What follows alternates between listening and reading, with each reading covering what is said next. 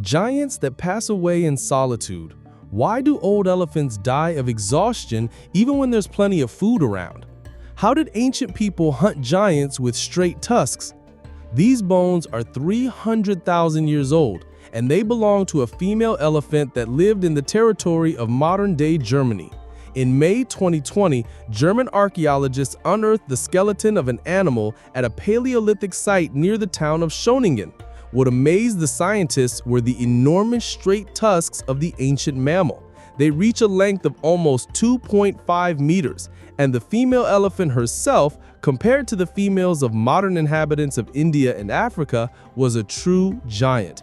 At a height of over 3 meters, she weighed about 7 tons.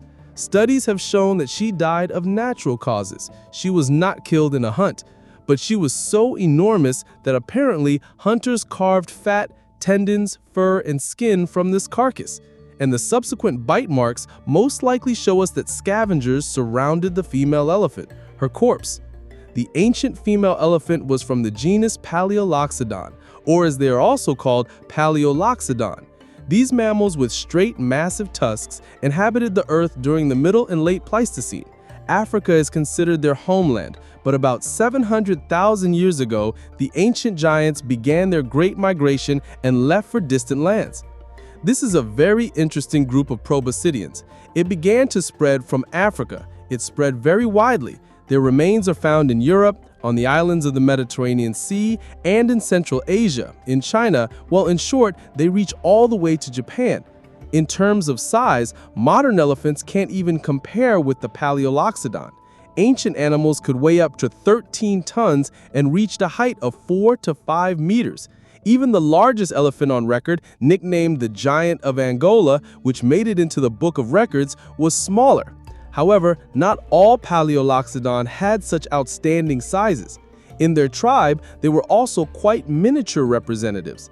Those Palaeoloxodon that ended up on islands, on the contrary, became very small, a compact little elephant, so to speak, about a meter in height. In particular, such Palaeoloxodon lived on the islands of the Mediterranean Sea, specifically on Malta and Cyprus. Very small Palaeoloxodon were also found in Japan. So this, if you will, is a collection of both giants and dwarfs within one genus. When exactly the straight-tusked elephants took a liking to the places under the palm trees on the islands, scientists find it difficult to say. But the reason why this happened is in principle clear. The fact is that predators in prehistoric times mainly lived on the mainland. Most likely the herbivorous giants were simply escaping from dangerous neighbors. And on the islands and on the mainland, their way of life was not much different from the behavior of modern inhabitants of savannas and forests. Elephants lived in herds, which included females and their young. Males, as a rule, lived separately. They fed on plants and stems, basically everything they could find.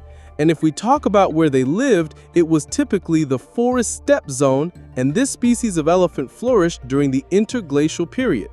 Palaeoloxodon stood out not only for their straight tusks, but also for the shape of their forehead.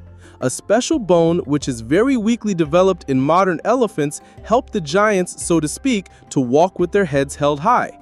They had a crest, to which, in all likelihood, a whole group of muscles supporting the head was attached. The head was quite heavy, so additional musculature was necessary. The crest is a feature that gradually develops with age. That is, in young Palaeoloxodon, the crest is weakly developed or absent altogether. But with age, it increases in size and becomes very noticeable on skeletal remains.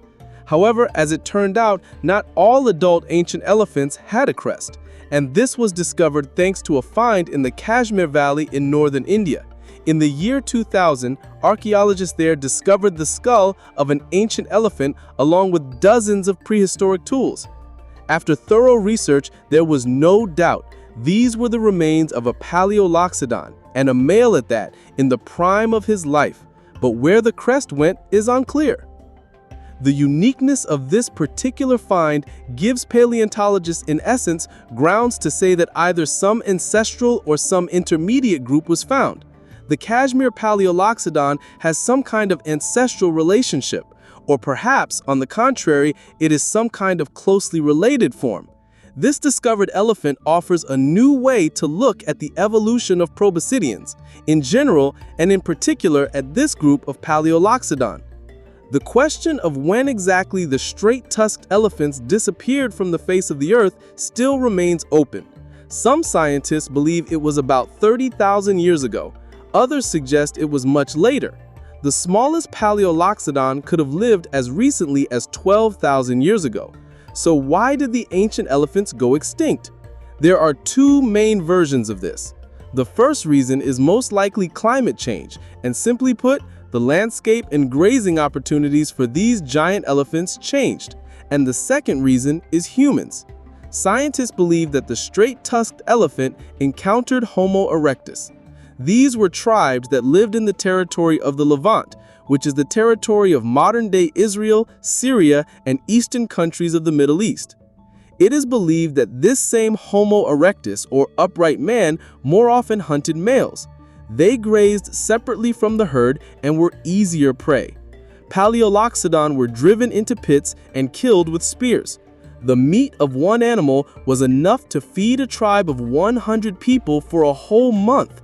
However, the forest giants fell into the traps of not only Homo erectus.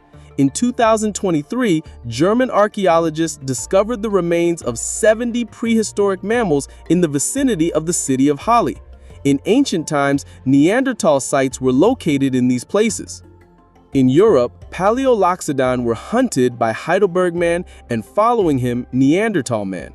And in Africa, Heidelberg people also hunted them, and then Homo sapiens began to hunt them.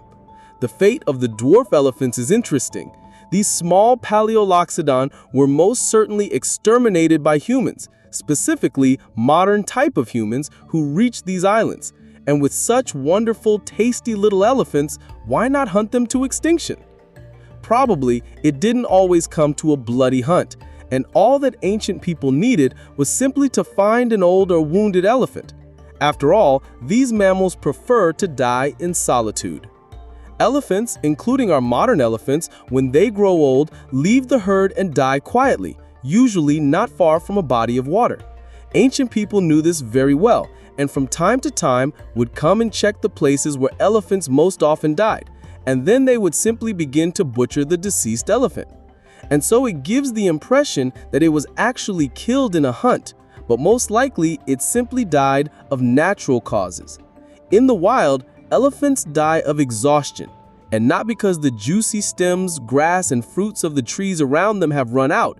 In their old age, the mammals simply have nothing to chew with. During their lifetime, their pairs of cheek teeth are replaced several times. Elephants have no canines or incisors. When the last set wears down, it is equivalent to a death sentence. The elephant can no longer grind tough food. For archaeologists, the skeletons of extinct elephants are a real stroke of luck. These findings shed light not only on the past of prehistoric fauna, they help us learn more about the lives of ancient people, their activities, and their methods of obtaining food.